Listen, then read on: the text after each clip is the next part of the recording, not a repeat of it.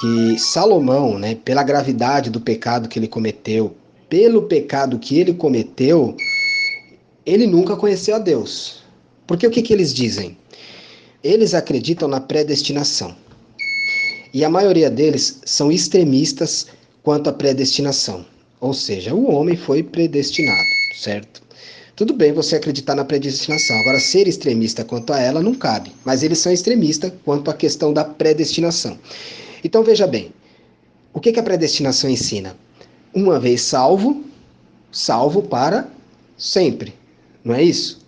Então, se uma vez salvo, salvo para sempre, como é que pode Salomão, uma vez salvo, depois ter adorado outros deuses? Entendeu? Não que eles afirmem que Salomão perdeu a salvação, mas eles dão a entender que Salomão nem foi salvo. Que eles entendem que Salomão perdeu a salvação. Então, peraí. Se Salomão perdeu a salvação, então Salomão nunca foi salvo. Então, se Salomão nunca foi salvo, que Deus foi esse que Salomão serviu? Porque, peraí, se foi o Deus de Israel, então ele foi salvo, mas não pode ser o Deus de Israel, porque depois ele não foi salvo, ele perdeu a salvação.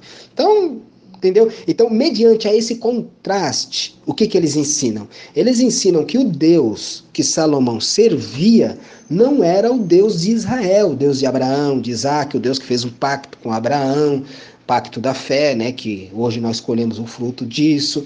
Então eles ensinam que esse Deus que Salomão servia não era o Deus de Israel, e sim Satanás. E aí eles ficam procurando versículos na Bíblia, citações de Salomão em Provérbios, em Eclesiastes, em Crônicas, para tentar justificar isso aí, de que o Deus que Salomão servia não era o Deus de Israel, e sim a Satanás.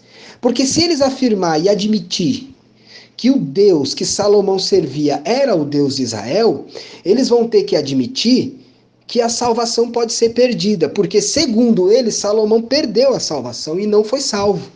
Entendeu?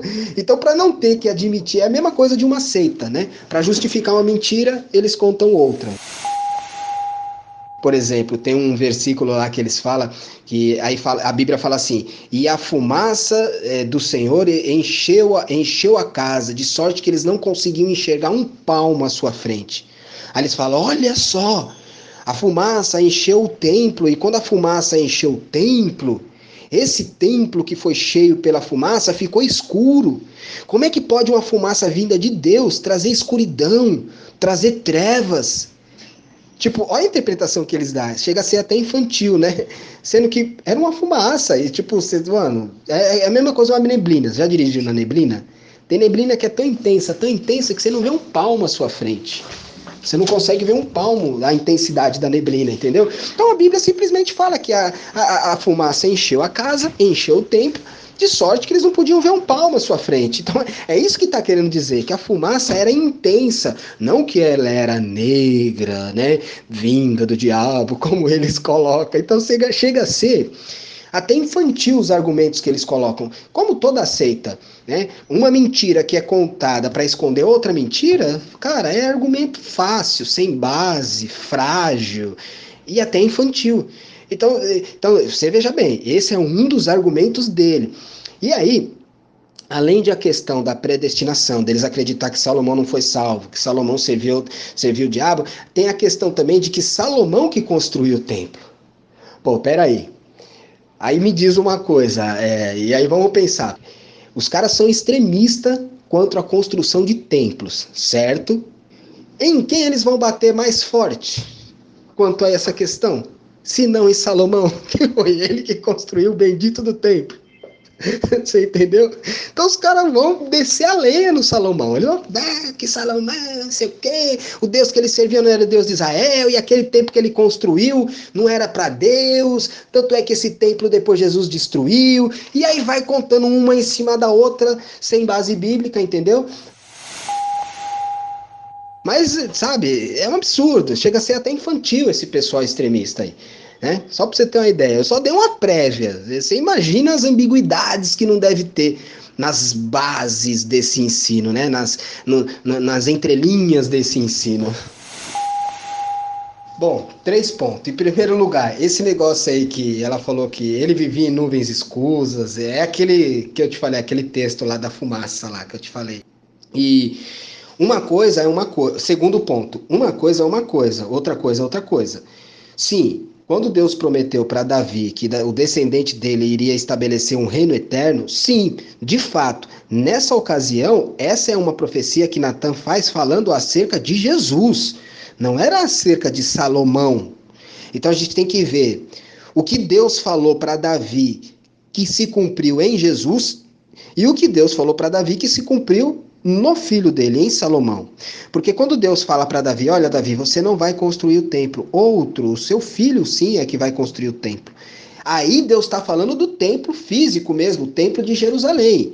Esse templo que Deus estava falando para Davi que quem iria construir era o filho dele, ele estava falando do templo mesmo, entendeu? Agora, quando ele fala sobre um reino eterno que será estabelecido eternamente, quando Deus fala por meio do profeta Natan a Davi, assim, nessa parte ele está se referindo a Jesus. Então, assim, eles misturam as coisas, uma coisa é uma coisa, outra coisa é outra coisa. E terceiro ponto, nesse áudio aí, ela fala assim: eu não sei muito bem da velha aliança, mas é mais ou menos. Como que ela pode refutar algo que ela nem sabe muito bem? Chega a ser que ela tá falando, ela fala, ó, é mais ou menos isso, que eu não sei muito bem da velha aliança. Cara, então quer dizer que ela tá refutando algo no qual ela não sabe muito bem?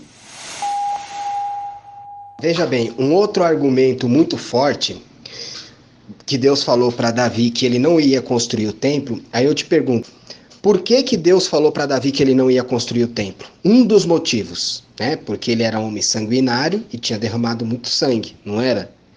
Então, veja bem, então quer dizer que se Davi não fosse um homem sanguinário, se o reinado de Davi fosse um reinado de paz, etc e tal, Deus até permitiria ele construir o templo. Não é isso, pelo menos, que dá a entender? Porque Deus fala, olha, você foi um homem sanguinário, tal, quem vai construir o templo não vai ser você.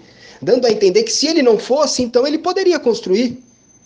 Então, como que pode ser esse templo? Como que ele pode estar se referindo a Jesus? Entendeu? Sendo que Davi não pôde construir porque era um homem sanguinário. Se estivesse se referindo a Jesus, Davi não poderia construir por outros motivos. E não porque ele era sanguinário, entendeu? Agora, foi isso que Deus disse. Você foi um rei. Agora, o que Deus estava dizendo para Davi? Olha, Davi, era mais ou menos isso. Olha, o reinado do seu filho vai ser um reinado de prosperidade, de paz. Você guerreou muito, você que estabeleceu o reinado de Israel através das guerras e tudo mais. Agora Salomão vai continuar esse estabelecimento, mas Salomão vai firmar mais esse estabelecimento, porque vai ser um reinado de paz, não vai ser um reinado de guerra. Então, e foi o que Salomão fez. Salomão criou vínculos entre as nações, criou um reinado de paz e o reinado foi muito organizado.